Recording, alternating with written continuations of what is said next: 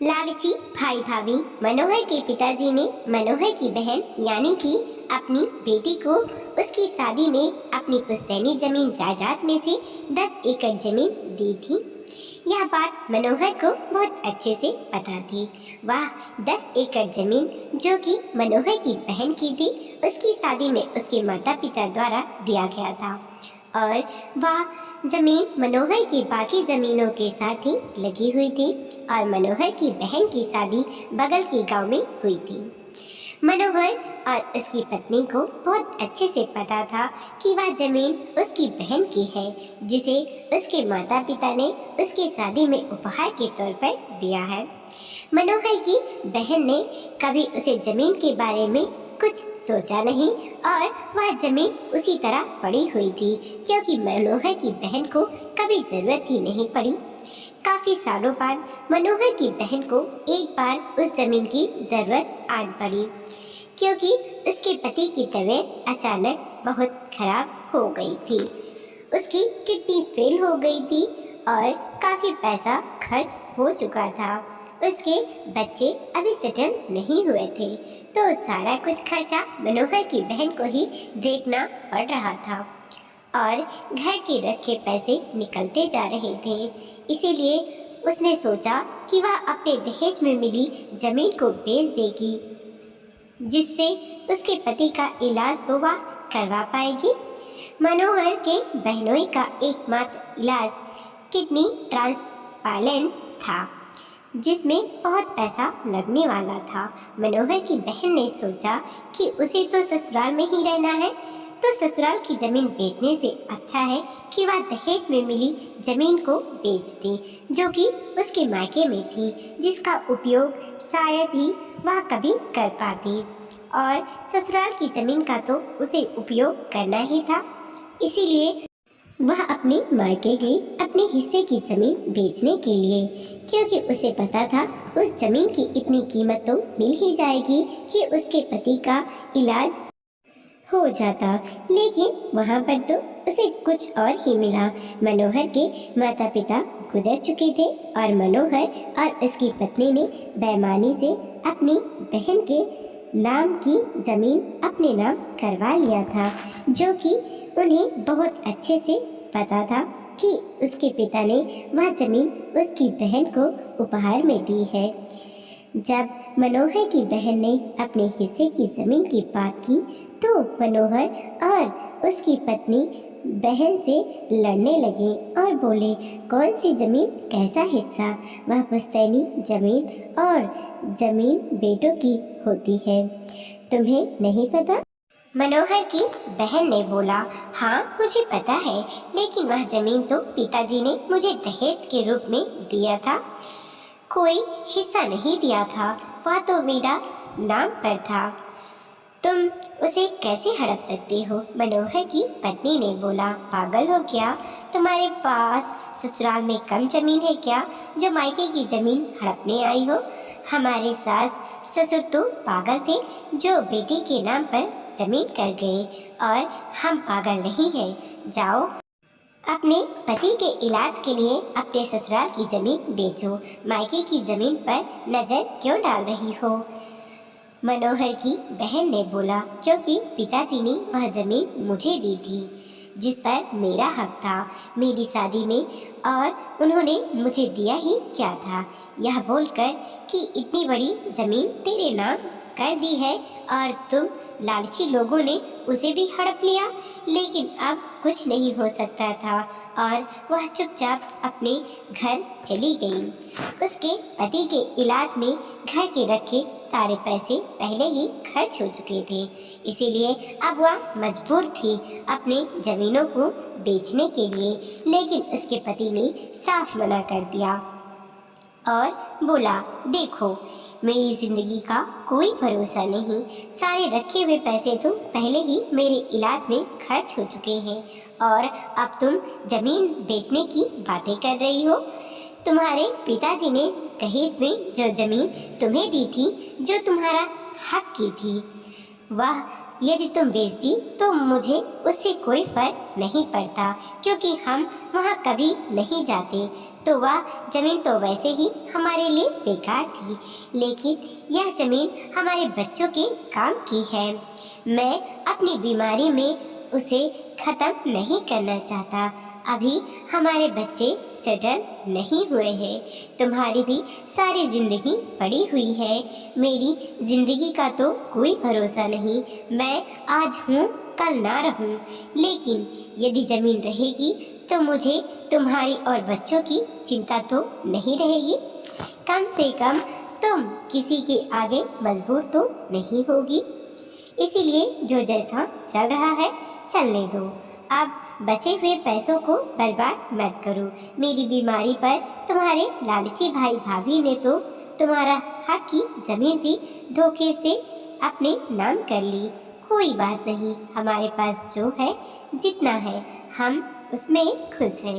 लेकिन अब मैं तुम्हें और पैसा अपने ऊपर बर्बाद नहीं करने दूंगा। चाहकर भी मनोहर की बहन कोई भी जमीन नहीं बेच पाई और एक दिन मनोहर का बहनोई दुनिया से चला गया। उस दिन मनोहर की बहन बहुत रोई कि यदि उसके भाई भाभी ने बेईमानी नहीं की होती तो शायद अपने पति का इलाज करवा पाती। जीवन मृत्यु तो ईश्वर के हाथ में है, पर एक कोशिश तो वह कर ही सकती है, जो कि अपने लालची भाई भाभी की वजह से वह नहीं कर पाई। उसने उनका कोई हक नहीं मारा था, बल्कि उसके पिताजी ने उसे जो दिया था वह भी उसके भाई भाभी ने हड़प लिया था। मनोहर की बहन उस दुख को बर्दाश्त नहीं कर पा रही थी और उसके दिल से उस दिन अपने भाई भाभी के लिए बद्दुआ निकल रही थी। खैर, समय बहुत बलवान होता है। धीरे धीरे 10 वर्ष बीत गए। हर कोई अपने अपने दुख से बाहर निकल चुका था और अपने अपने जीवन में व्यस्त था। मनोहर की बहन के भी बच्चों की शादी विवाह हो चुका था और सब अपने अपने जिंदगी में सेटल हो चुके थे।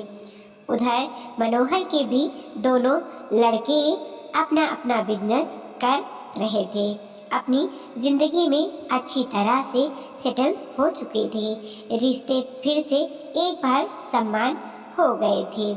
पुरानी बातों को भूलकर मनोहर ने अपने बड़े बेटे की शादी की और बहू उनके घर में आ गई। सब कुछ अच्छा चल रहा था। मनोहर की एक पोती भी पैदा हो गई। मनोहर के बड़े बेटे की शादी को 2 वर्ष बीत चुके थे। अब मनोहर और उसकी पत्नी अपने छोटे बेटे की शादी करने का सोच रहे थे कि एकाएक घर में बहुत बड़ा तूफान आ गया।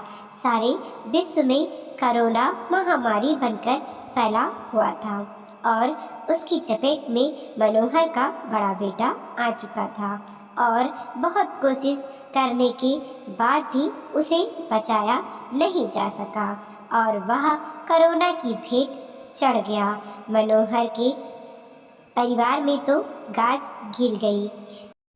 1 साल की छोटी बच्ची और पिता इस दुनिया से चला गया। पूरा परिवार बिखरने को आ गया था।